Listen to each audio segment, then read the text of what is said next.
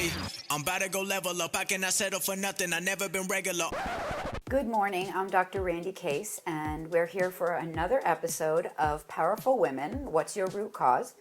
So this is a series that we put together where we talk with women that have, achieved success, and how we define that could be any number of ways. But we try to figure out what that secret sauce is, how you got there, what makes you so special. And today I'm going to be interviewing Claude Silver, who is the Chief Heart Officer at VaynerMedia. Yep. And that was since 2016? It's been 11 years now. Oh my goodness, yes, wow. 2016. Yeah, that's amazing. So good morning, Claude. How are you? Good morning. I'm great. Nice to be here. Thanks for having me. I thought we would start off by just learning a little bit about you, where you came from, your early years. Cool. Great. Well, I was born in New York City, and then when I was 11, we moved to Santa Fe, New Mexico. Small change. We went from tall buildings to adobe houses. Yes.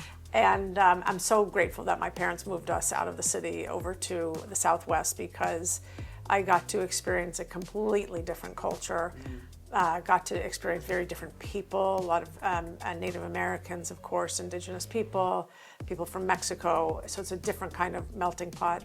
But more than anything, I really got to experience the outdoors and developed a love for the outdoors. And it's 7,000 feet up there, so you develop a love pretty quickly if you want to live there and be able to breathe. Yeah.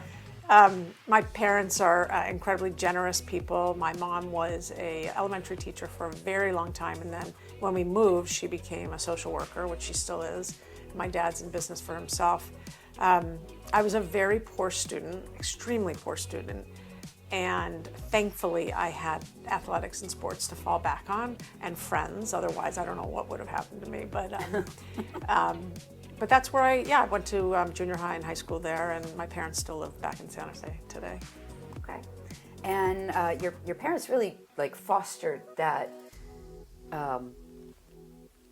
kind of curiosity. Yes. In you.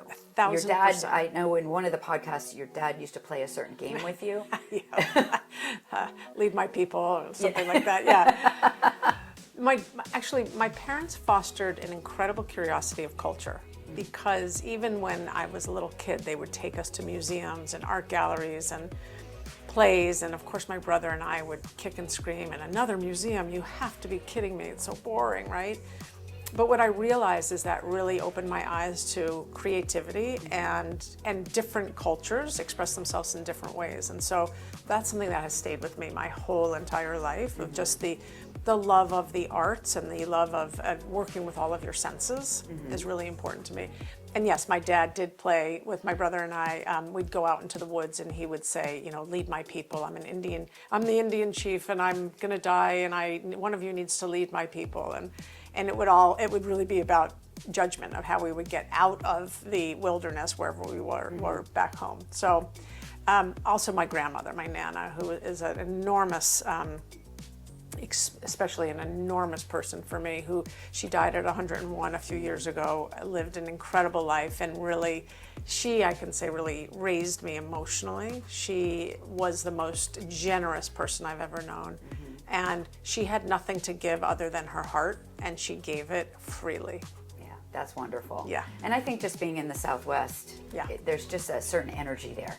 It's a warm place in many ways. And then having a connection with the empathy of your grandmother. Yeah. And you are an empath. I am. Do you think that's something that you were born with, or is that something that you learned from her? I love that question. I was definitely born with that. However, I know that a lot of people learn that.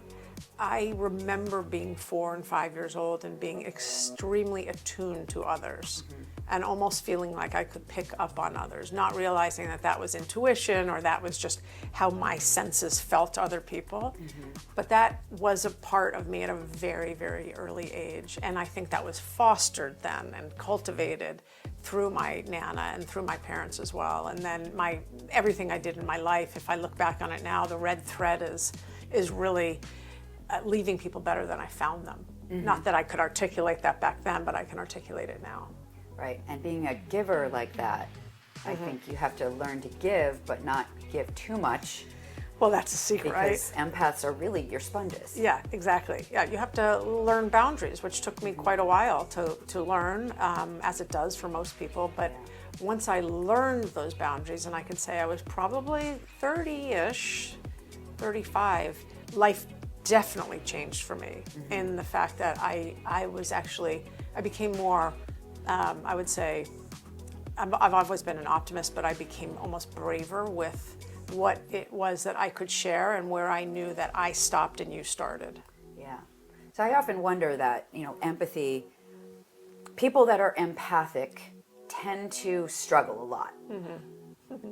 And I wonder if it's almost because that empathy and that energy that you're picking up from others can be so distorting.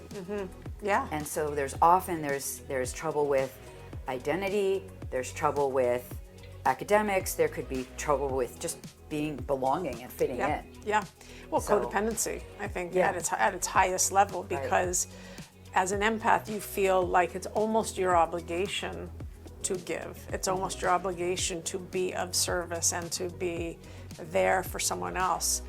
And that all is great as long as you know that what happens here in this bucket, you actually need to go pour it out at the end of the day and fill your bucket, my bucket, with things that are much more aligned with who Claude is. And so whether or not that's my children, whether or not that's my creativity, whether or not that's listening to music, I need to fill up my bucket at the end of the day. Otherwise, I'm too saturated and too heavy, spongy with others. Exactly.